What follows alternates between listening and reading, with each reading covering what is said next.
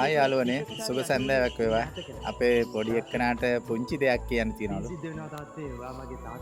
යාළුවනේ අද මේ ළඟදී නම් අපිට වීඩියෝ දාන්න බැරි වුණා.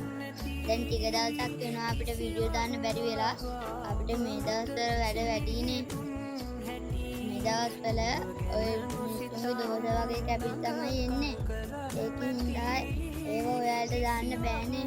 ඒක ඔයාලට දැම්මොත් ඒ මාමලාගේ මූණුත් එක එහෙම ඒ වීඩියෝ වලට එනවනේ.